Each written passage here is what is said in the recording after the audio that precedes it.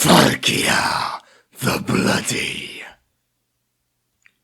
Falkia the Bloody, known also as the Gore Queen, the Valkyrie, the Bringer of Glory, and the Sword Maiden of the Blood God, is a dread demon princess of KHORNE.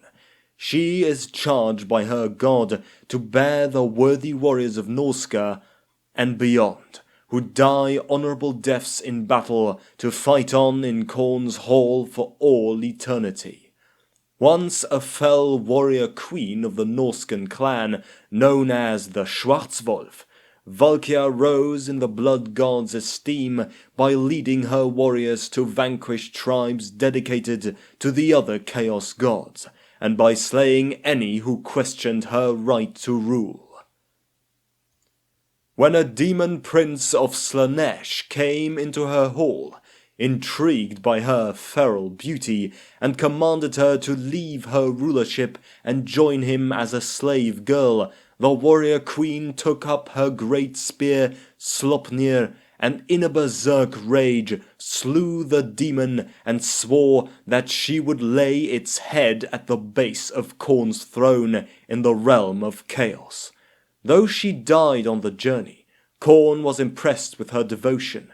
From death he elevated her to demonhood.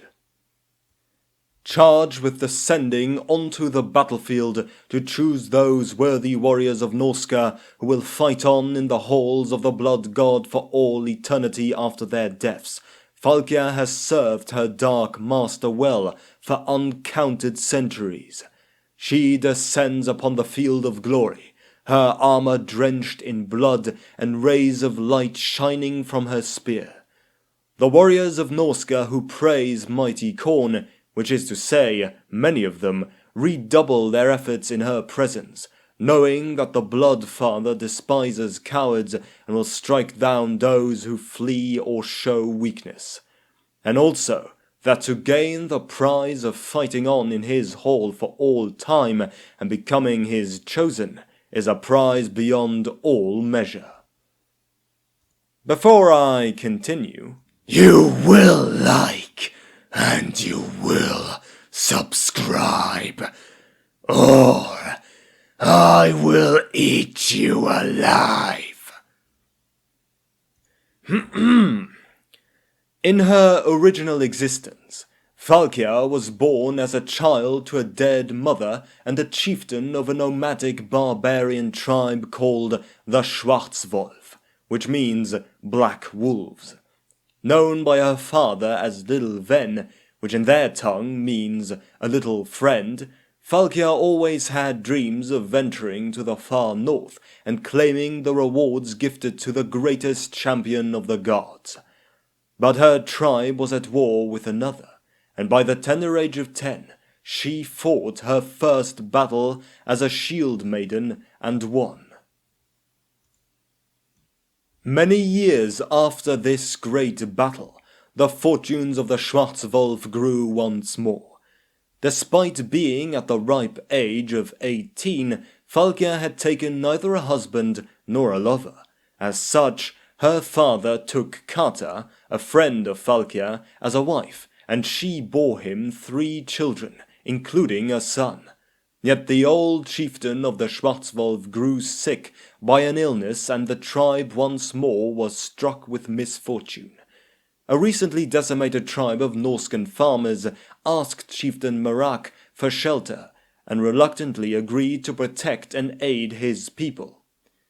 This garnered him the ire of his people, seeing his actions as weak and pathetic, particularly by his own daughter. In a climactic moment, Valkia took advantage of the worsening situation and ruthlessly killed her own father as well as Radek, her first and perhaps only true mortal lover, and took possession of the tribe from her weakling father.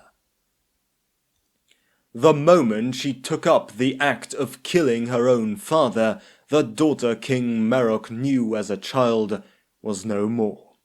She soon became a ruthless killing machine, bent on nothing but glory and bloodshed.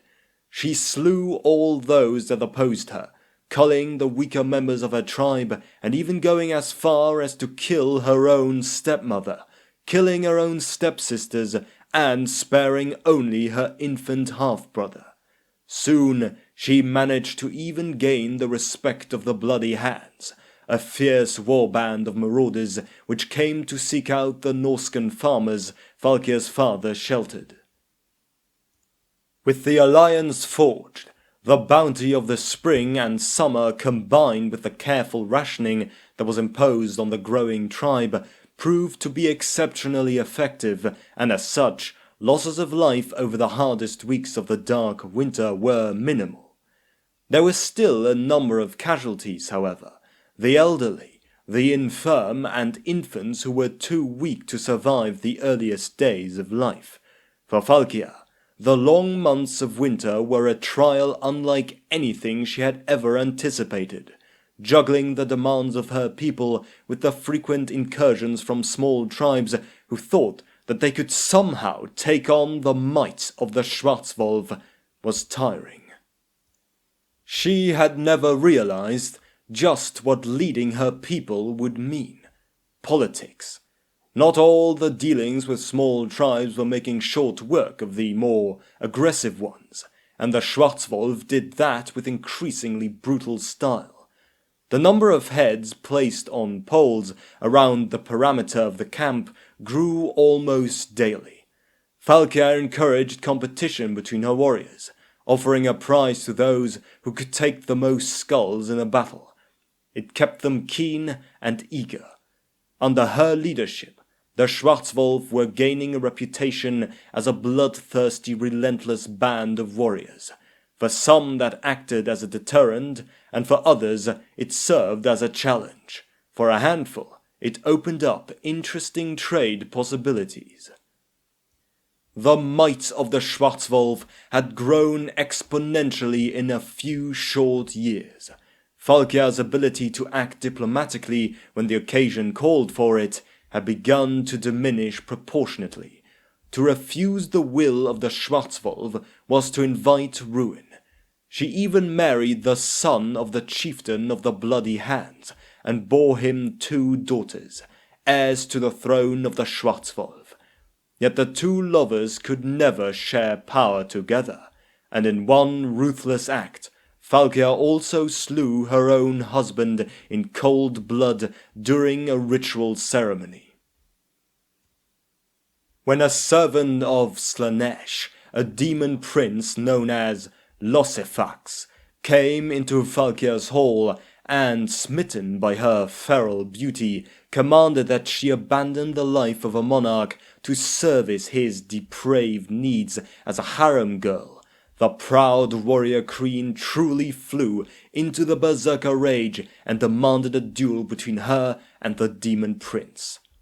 Thinking that the demon could easily best a woman in battle, Losephax gladly agreed and staged the battle on the morrow. At dusk, Valkyr fought the demon prince without the need for even armor, and for a day and night the 2 fought hard.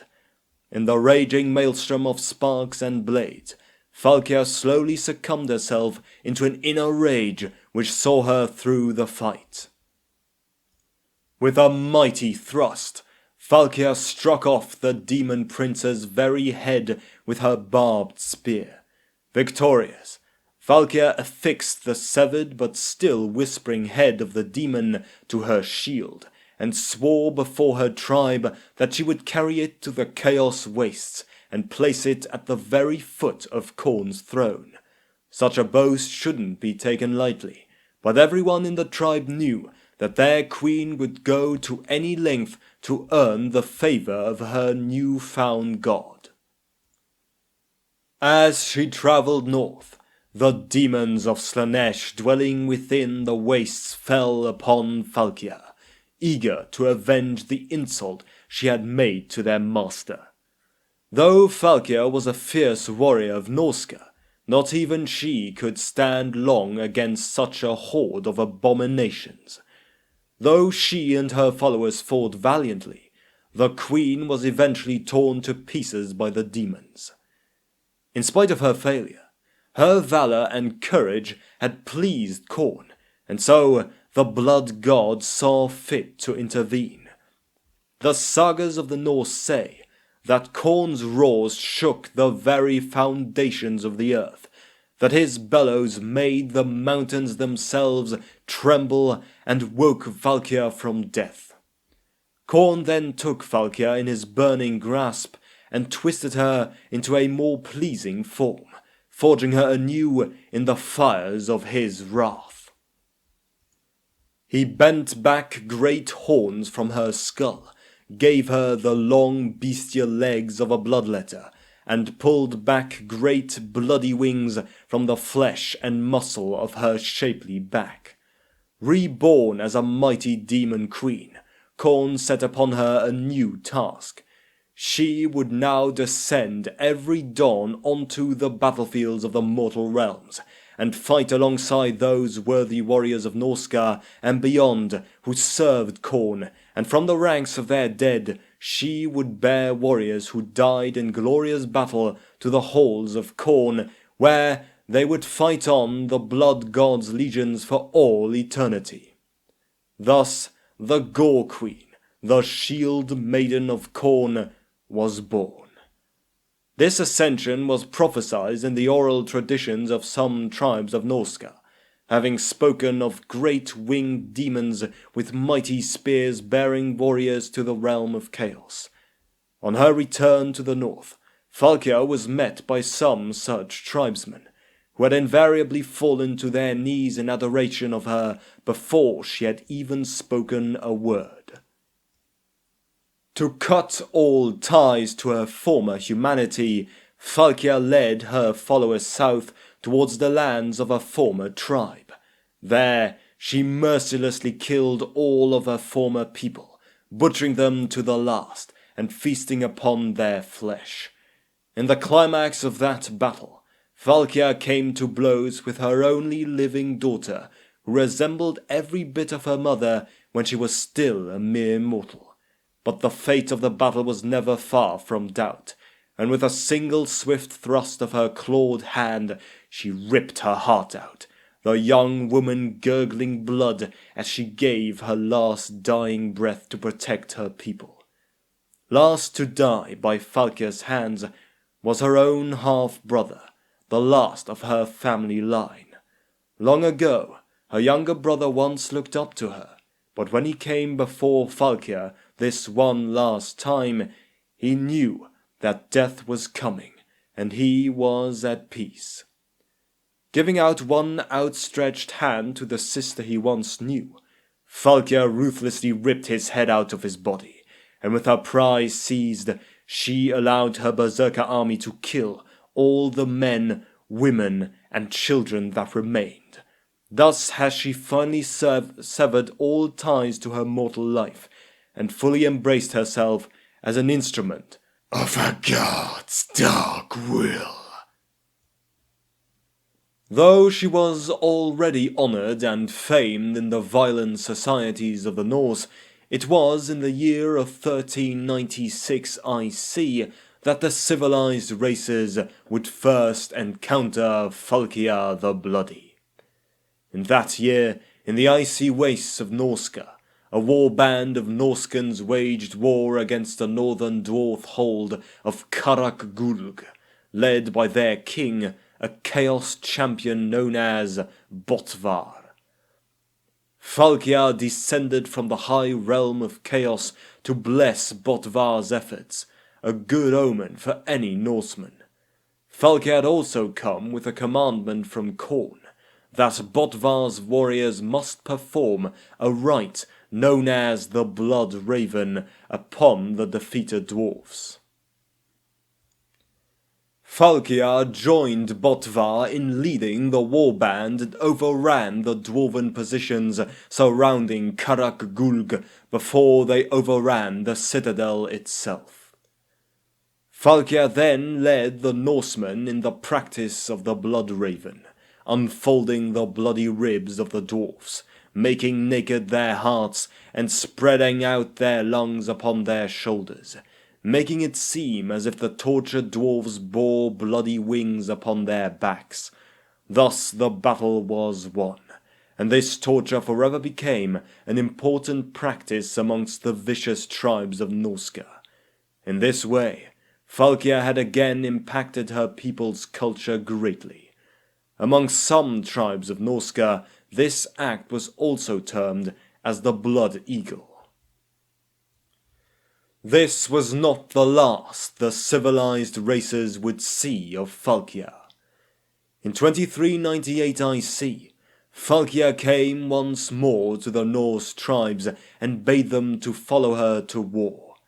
Thus, the Northmen took to their longships and sailed south with Falkia at their head to Nordland. Under Falkia's leadership, the Norskens fell upon the towns and villages of the northern province and slaughtered all who dwelled therein. No force could withstand the berserk warriors as they made all they surveyed into a bloody sacrifice for their war god.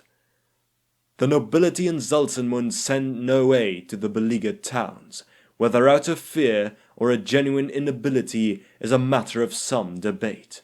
Regardless, in the end, it was left to the common folk of Nordland to defend themselves.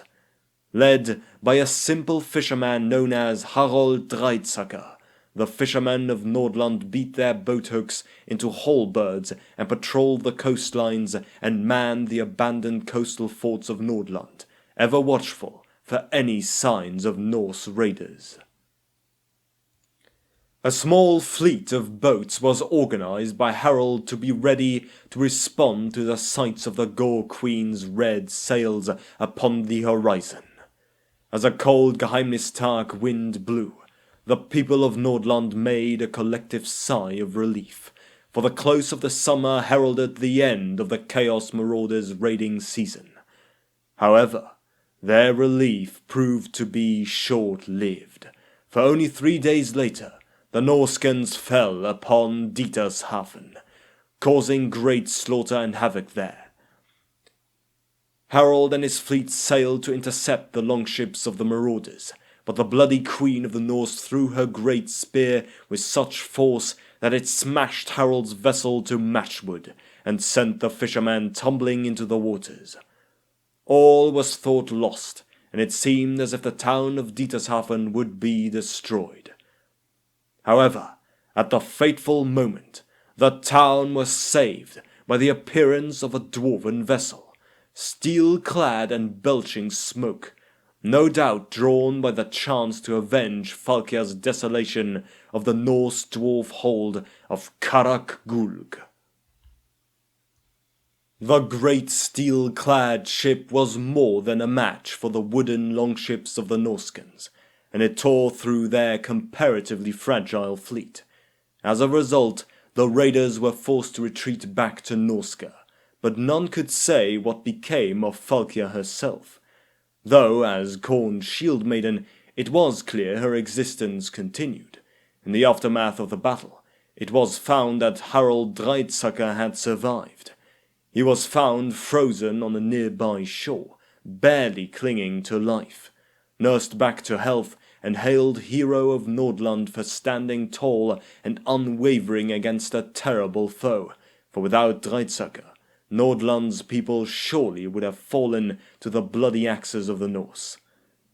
Yet the damage was done, and the ruin brought to the town's ships and the plundering of much of the province's food and fuel supplies meant that only the hardiest of men lived past the winter of 2398 IC. A few months later, tragically, Harald Dreitsacker was killed en route to Zaltzenmund, capital of Nordland province. Some say by the spies of the vengeful Norsemen, others by the hand of the nobility he had shamed with his bravery against the Norse and their demonic queen. Ultimately, it did not matter, for the Norsemen had triumphed regardless, having slain mightily in the name of their god and having spilled rivers of blood for his glory. For KHORNE cares not from whence the blood flows, only that it flows for all eternity, without cease.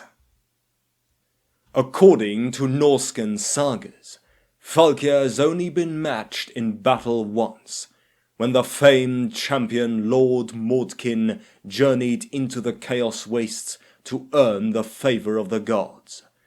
To receive the favour of KHORNE, Mordkin bested a massive two-headed giant in a direct contest of strength.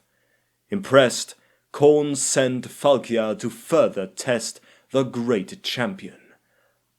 The Black Iron Reaver fought the Gore Queen to a standstill, matching her every spear stroke with a sweep from his mighty axe, thus earning the grudging respect of KHORNE's Shield Maiden. With that, the Lord of Battles blessed Mordkin with his boon of unmatched strength.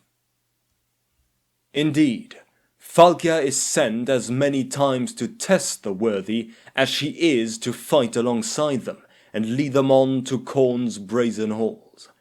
When she emerges onto the battlefield, the warriors of chaos fight on with even greater vigor in her presence, eager for the chance to become KHORNE's chosen. However, should they falter, KHORNE's wrath shall descend upon them through Falkia, and they shall be cursed never to know the glory of KHORNE after their deaths. Indeed, Falkia herself shall mete out their punishment, laying it out with lethal strikes from Sleipnir. When Archaon, anointed of chaos, was still upon his quest to become the ever-chosen, it is said that Falkia came to his aid in a battle against the Dark Elves. When Archaon tore out the heart of a Dark Elf assailant and held it before a war shrine dedicated to KHORNE, he had pleased the war-wont god, who saw fit to send forth deliverance to the favoured one. Lightning bolts red as blood rent the sky, heralding the arrival of the bringer of glory. Howling bloody songs of war, she charged towards the black dragon at the head of the opposing army.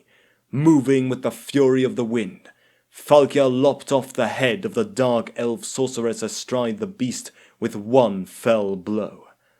Bereft of its rider, the dragon flew into an uncontrolled rage, but its petty anger was little compared to the berserker's rage that burned within Falkia's veins. Her spear tore great gashes into the dragon's hide, and with her final stroke, she tore apart the creature's throat and sent it crashing to the ground. Howling again a cry of victory, she plunged into the enemies below, slaying all within her reach. With her weakening the enemy line, Archaon led his warriors in a devastating charge that scattered the elves. When victory was achieved, Falkia vanished from the battlefield as quickly as she had come.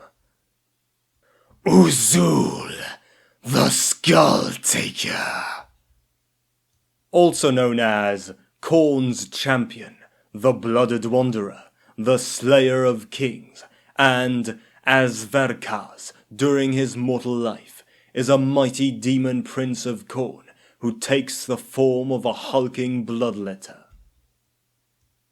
In ancient times, Verkaz was a mighty Kurgan warlord and Tsar of the Dolgan tribe.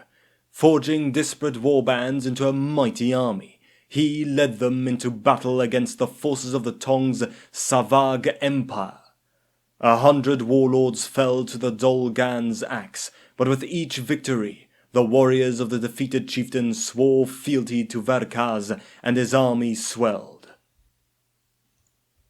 Verkaz then led his army into the Tong's homeland, and slaughtered all in his path. It was during the last and greatest battle that he finally met a worthy foe, for Teogetai Kagan was the mightiest Tong warlord to have ever lived. Wielding the demon sword Blood Eater, Kagan was able to best Verkaz with his superior weapon. The Kurgan warlord was captured and spitted atop a spike, and days went by as his body was slowly and painfully impaled. Whilst any other warrior would have begged for death, Verkaz was consumed by hatred. Kagan had denied him a warrior's death, and so, with great strength, he pulled himself from the spike and crawled across the wastes, his entrails following behind. Verkaz soon came across a great forge. It was here that Teogetai had forged the mighty demon sword that he had used to best the Kurgan Tsar. As the dying Verkaz approached, a voice called out to him from the forge itself. A mighty bloodthirsty soul had been enslaved to power the forge. Defeated and destroyed long ago by Kagan, the demon had guided Verkaz to him as an instrument of vengeance. He empowered the dying Kurgan with the forge's might, gifting him near impenetrable chaos armor, monstrous strength, regeneration, and a sword as black as midnight. Thus, Verkaz was reborn as the Skull Taker. Over the coming years, the name of the Skull Taker was made legend. A tireless chaos champion of KHORNE who challenged and slew any warlord he encountered, offering their skulls to the blood god. Tales abounded of how he had killed the chaos dragon Shanith and placed its bleeding heads at the foot of the skull throne, how he rode against the ogres of the Marrow Chewer and alone scoured them from the land. How he dared face the sin-stealers of the decadent Ulvargs and vanquished the demon from the realm of mortals for 1,000 years. How he visited destruction upon the blasphemous city of Po, and left not one of Lashor's children alive within its accursed walls. Eventually, the Skull Taker ventured into the lands of the Tong and their subjugated allies. None could stand against him, not the craftiest Hung, the strongest Kurgan, or the most monstrous Gaul. All who did battle with him were cut down, their bodies left heaped in great carrion mounds. No tribe or nation had been able to defy the armies of the Teogetai, but the Skull Taker cut a path through them as though they were feeble children. This devastation continued until the great Teogetai himself rode forth to personally deal with this threat.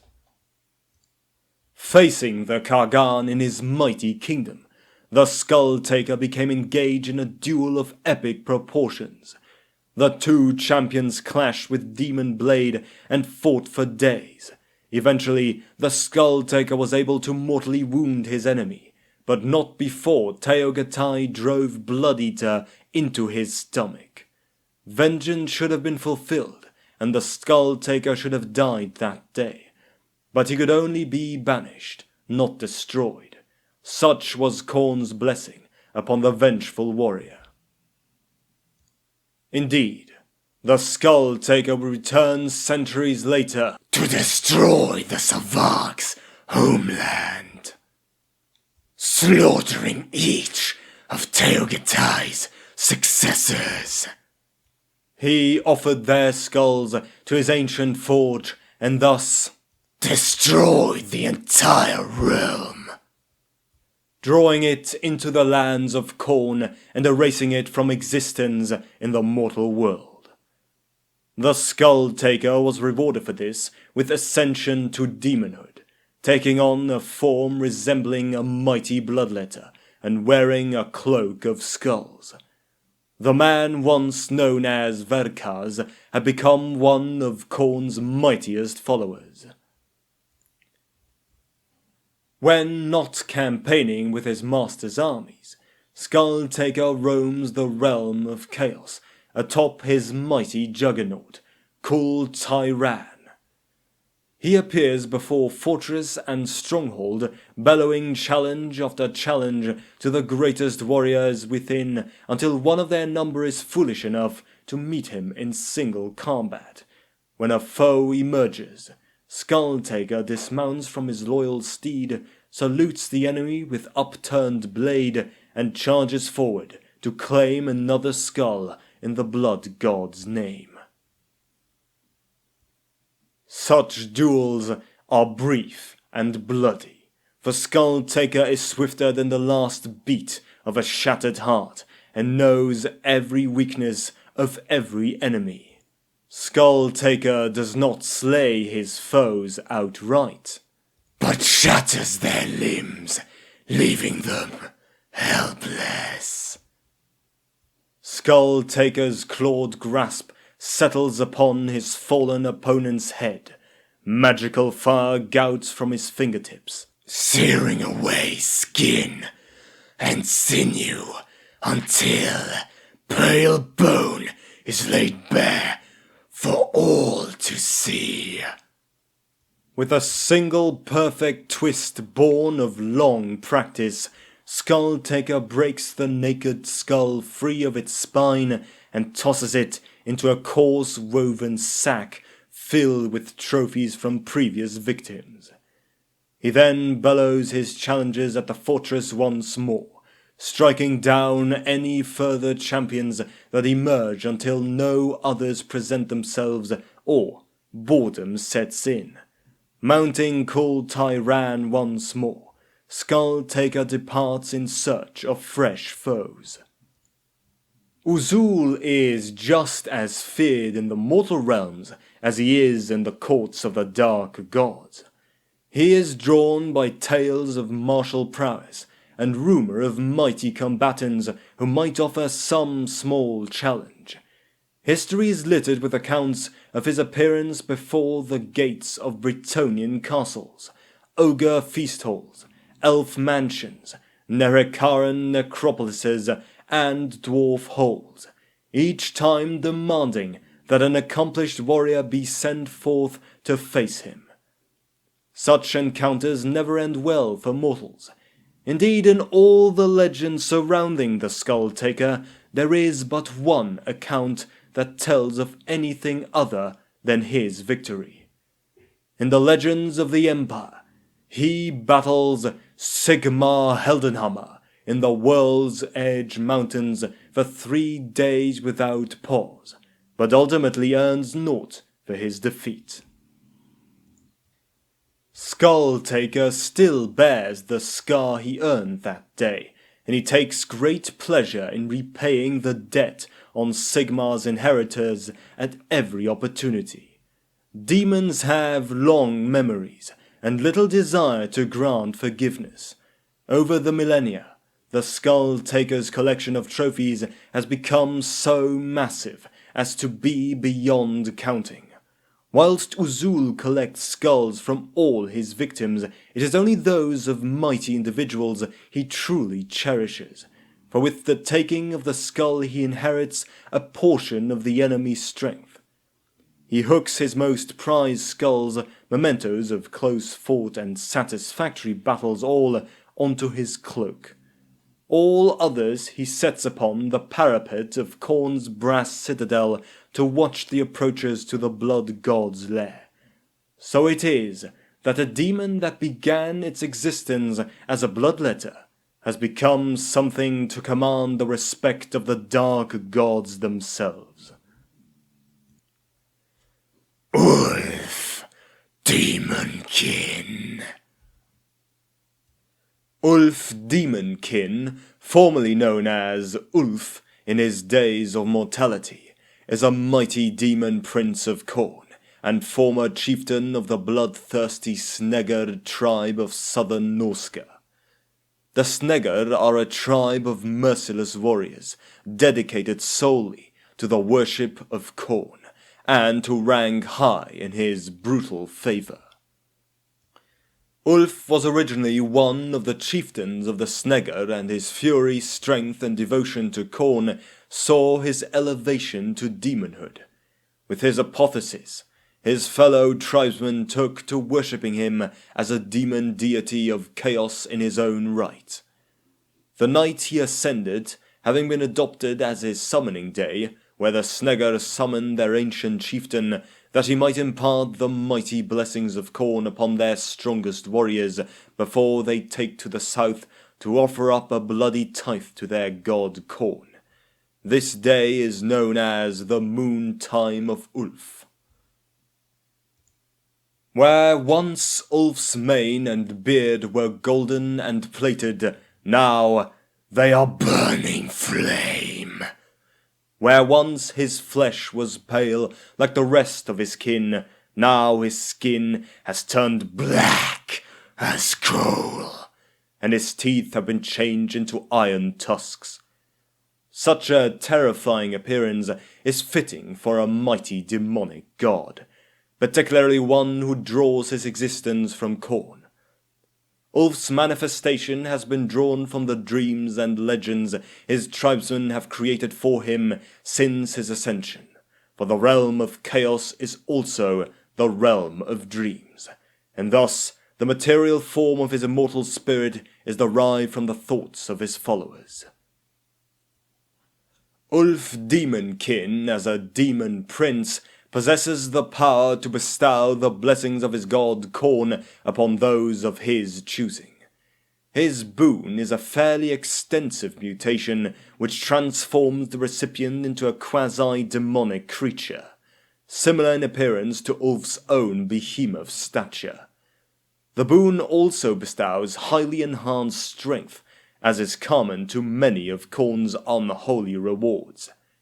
The current chieftain of the Snegr is known as Gridal, Scourge of the South, who is one of Ulf's many descendants. Skarbrand. Known also as the Exiled One, the Wrathful Reaper, or the Drinker of Blood, was once the greatest of all KHORNE's demons. An eternity of battle in the blood god's name had brought Skarbrand endless victories. It was he who tore down the gates of Sanesh's first palace and visited ruin therein. It was he who led the 8 Hosts of murder to their triumph over the combined armies of the other Chaos gods. In all the endless years of KHORNE's existence, no other had piled so many skulls before the skull throne, or spilled the blood of so many warriors and innocents alike. Thus did Skarbrand enjoy KHORNE's favour like no other, an honour which would eventually lead to his downfall from grace. Ever since his exile, in all of history, there have been none to serve the Lord of Skulls as completely as Skarbrand. He has taken mountains and mountains of skulls for the blood god, and filled vast oceans with gore. He has shaken the foundations of eternity with his wrath and left a trail of slaughter across existence. Yet still, KHORNE refuses to rescind his hated decree. There is little regret in the blood god's black heart, and he spares none for Skarbrand, who, in tortured exile, serves the Lord of Skulls more completely than ever. Alas, no being could enjoy such triumphs forever, and so proud was Skarbrand that it was a simple task for Tzeentch to fan the embers of his hubris. One dark day, when KHORNE's back was turned and his attention elsewhere, Skarbrand's fierce pride grew hot, and blinded by rage, he smote the blood god a mighty blow. Powerful beyond measure was Skarbrand, and he had toppled cities with but one blow apiece. But even he could not pierce KHORNE's brazen armor. Only the smallest of chinks were cut in it. But even this was sufficient to draw the terrible fury of KHORNE's gaze. Incandescent with wrath, KHORNE seized the demon by the throat. The blood god cursed Skarbrand's name and choked all personality from him, leaving only the bottomless rage that had caused him to attack. Climbing the uppermost tower of the brass citadel, KHORNE cast forth his arm and hurled the demon deep into the realm of chaos, banishing the bloodthirster from his presence. For 8 days and nights Skarbrand plummeted, a fiery comet of ill omen streaking across the unchanging sky. The impact of the bloodthirster's landing gouged a canyon in the landscape and left his wings tattered and torn. Since that fateful day, Skarbrand has wandered the mortal and immortal realms, drowning his sins in the blood of the slain, though he no longer has the wit to fully understand why. Frozen in the moment of that rage-spurred betrayal, Skarbrand has become Wrath incarnate. a restless fury that cannot be stopped. Wherever Skarbrand treads, order and discipline are replaced with anarchy, as those in his path drown in feelings of empty loathing and Unrestrained savagery. even the most rational of beings cannot resist the corruption of Skarbrand's madness. Fast friends and firm allies tear at one another with wild abandon. Craven and brave beings alike Claw at their foes without regard for their own lives. Through this anarchy, Skarbrand runs rampant, twin axes hacking and cleaving until there is no one left to kill. His tortured roars echo around the battlefield, waves of pure rage infused with enough force to shatter buildings and Pulverized flesh. From then on, Skarbrand became nothing more than a vessel filled with unreasoning hatred and rage, empty of any thoughts or personality of what was once KHORNE's greatest chosen. Whether the being known as Skarbrand was still within the good grace of KHORNE when he descended upon the mortal plane To ravage the dwarf hold of Karak-Ankul is unclear.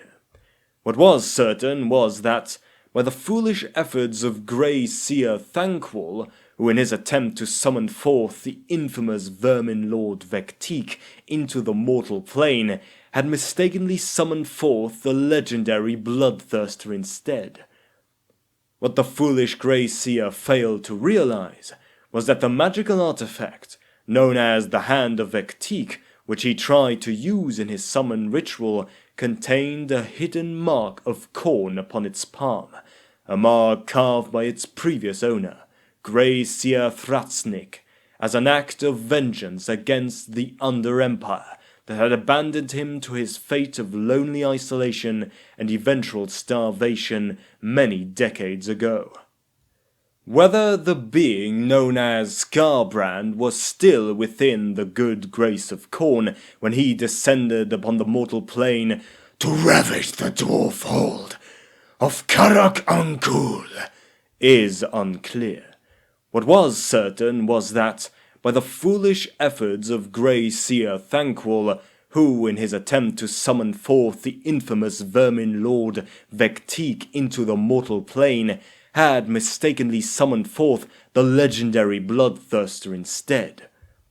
What the foolish Grey Seer failed to realize was that the magical artifact known as the Hand of Vectique, which he tried to use in his summon ritual, contained a hidden mark of KHORNE upon its palm, a mark carved by its previous owner, Grey Seer Thratsnik, as an act of vengeance against the Under-Empire that had abandoned him to his fate of lonely isolation and eventual starvation many decades ago. Freed upon the mortal plane, Skarbrand wrought a Terrible carnage amongst the battlefield, where dwarves and Skaven alike fought each other and their allies in gruesome displays of mad rage and uncontrollable bloodshed due to the unnatural demonic presence of the Bloodthirster. It was only thanks to the efforts of Master Engineer Clarak Bronzehammer, who set off a demolition charge which saw a massive axe of Valia fall down and sink its blade into the flesh of the bloodthirster's head, did the dwarf hold survive the demonic onslaught. Thanquol, having had enough of risking his life for the ambitions of others, fled the battlefield right after he blasted the Master Engineer with a wave of warp lightning and saw his body fall from the Statue of Valia end upon the rocky hard floor many stories below. Before Skarbrand was sent back into the realm of chaos, he whispered to Thanquol that should he have need of him again, he would be waiting.